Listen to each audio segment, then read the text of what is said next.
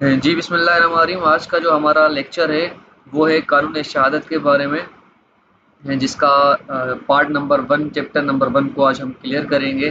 तो कानून शहादत जो है उसको लॉ ऑफ एविडेंस भी कहा जाता है। जितने भी एविडेंसेस वगैरह रिकॉर्ड होते हैं तो इस कानून शहादत को देख के ही किए जाते हैं। अब जो कानून शहादत है वो जितने भी तमाम हमारी कोर्ट्स, तमाम हमारे लॉज हो गए उस पे जो है एप्लीकेबल है। और उसके अलावा ये पूरे पाकिस्तान पे एप्लीकेबल है, जितनी भी कोर्ट्स हैं। जस्ट एक बात है, जो आर्बिट्रेटर्स होते हैं, आर्बिट्रेटर्स पे यहाँ नहीं होता। इट मीन्स आर्बिट्रेटर्स के लिए एप्लीकेबल नहीं है, बाकी तमाम जितनी भी कोर्ट्स हैं उनके लिए एप्लीकेबल, चाहे वो सिविल हो, क्रिमिनल हो, ट्रिब्यूनल्स हो, लेबर कोर्ट्स हो, जितनी भी हो, सिर्फ आर्बिट्रेटर्स के अलावा। तो इसका जो पार्ट नंबर 1 है उसमें चैप्टर नंबर 1 में 2 सेक्शन है आई थिंक, तो उन दोनों को हम क्लियर करेंगे। तो जो हमारा चैप्टर नंबर 1 की जो जो आर्ट इसमें, अच्छा इसमें जो है ना सेक्शंस वगैरह नहीं है, इसमें आर्टिकल्स है। ठीक है। तो जो हमारा आर्टिकल नंबर 1 है वो शॉर्ट टाइटल एंड कमेंसमेंट है। तो आप सबको पता होगा कि जो सेक्शन नंबर हो या आर्टिकल जो 1 होता है वो हमेशा टाइटल के बारे में बताता है कि इसका टाइटल क्या है। तो इसका टाइटल जो है कानून शहादत है 1984। अब ये एक्सटेंड जो है वो पूरे पाकिस्तान पे है और अप्लाई जुडिशल प्रोसीडिंग वगैरह होता है। जो भी जितनी कोर्ट्स हैं, जितनी भी प्रोसीडिंग्स वगैरह होती हैं जुडिशल की, उन पे है, इंक्लूडिंग मार्शल कोर्ट, ट्रिब्यूनल्स हो गया, ये सारी जितने भी exercise judicial quasi judicial powers, jurisdictions वगैरह जितनी भी है। मगर यहाँ पे जो मैंने आपको बात बताई है, but does not apply proceeding before the arbitrators, तो ये आर्बिट्रेटर्स पे अप्लाई जो है वो नहीं होता। उसके अलावा इसका जो 2 है आर्टिकल, वो इंटरप्रिटेशन है। अब इंटरप्रिटेशंस क्या होती है? इट मीन्स जो कोर्ट्स, जो जुडिशरी होती है वो इंटरप्रेट करती है।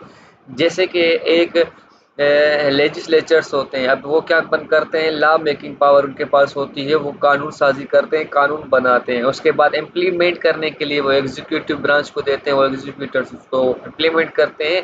जब वो कानून बन के आता है लॉ मेकर से, जो लेजिस्लेचर होते हैं, वो कानून बन के फिर वो इम्प्लीमेंट के बाद जब इंटरप्रेट होता है तो वो जुडिशियल डिपार्टमेंट करता है, जो कोर्ट्स वगैरह होती है वो इंटरप्रेट करती है। ठीक है।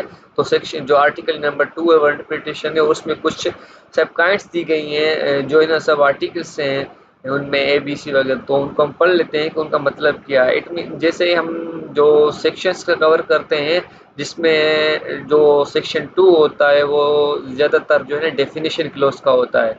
तो इसी आर्टिकल जो आर्टिकल 2 है उसमें भी डेफिनेशन क्लॉज ही दी गई है आर्टिकल नंबर 2 में basically.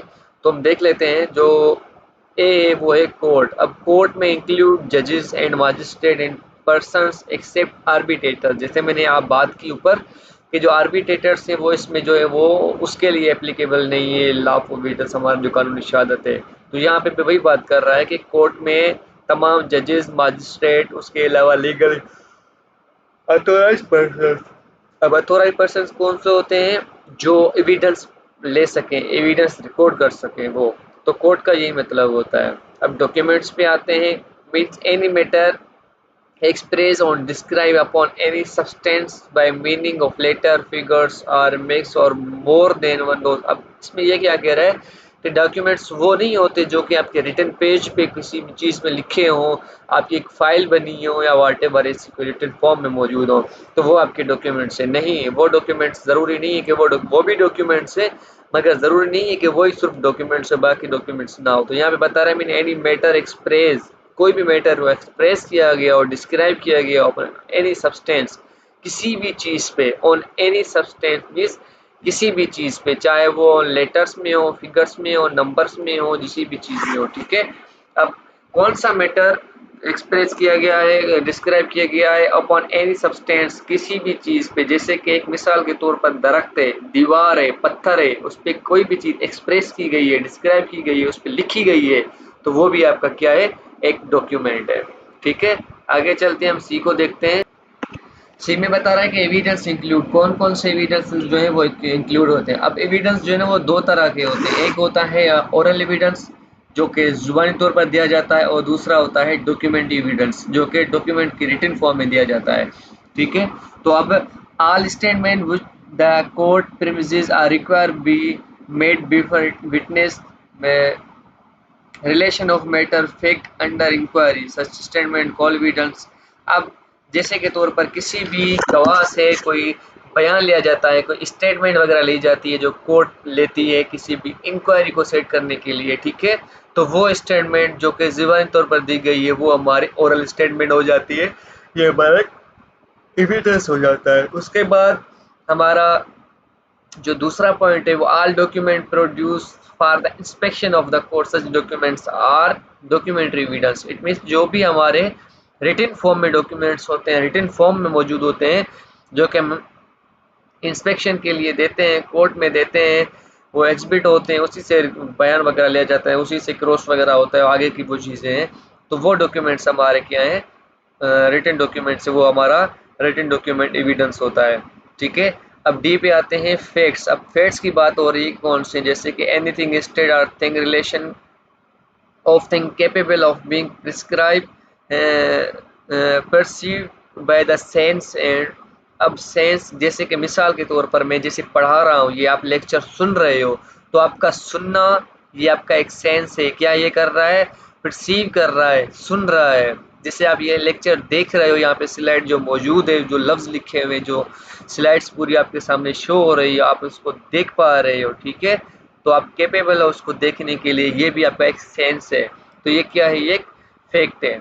Any mental condition of which any person is conscious, जैसे कि अब मेंटली आप किसी भी चीज़ को जो है ना ऑब्जर्व कर सकते हो, कॉन्शियस कर सकते हो, जिसमें मेंटलिटी की बात कर रही हो, की जा रही हो, जिसकी कंडीशन देखी जा रही हो। तो बाद में इलस्ट्रेशंस वगैरह लिखी हुई है नीचे, तो सब सेक्शन नंबर 2 में ये डी तक ही था, जो कि कुछ डेफिनेशंस क्लॉज थी वो जो बताई जा रही हैं, बाकी नीचे इलस्ट्रेशंस वगैरह लिखी हुई हैं। तो आज का जो हमारा टॉपिक था वो सिर्फ दो, जो हमारा पार्ट नंबर 1 था, जो चैप्टर नंबर 1 है, जिसमें दो सिर्फ आर्टिकल्स लिखे हुए हैं, एक शॉर्ट टाइटल और दूसरा इंटरप्रिटेशन, जिसमें कुछ डेफिनेशंस वगैरह बताई गई हैं। तो इनको हमने देखा। इंशाल्लाह नेक्स्ट वीडियो में जो है हम आगे चल के जो हमारा चैप्टर नंबर 2 है विटनेसेस का, तो उसमें हम जो दूसरे आर्टिकल्स वगैरह लिखे हुए हैं उनको हम जो है डिफाइन करेंगे। Thank you.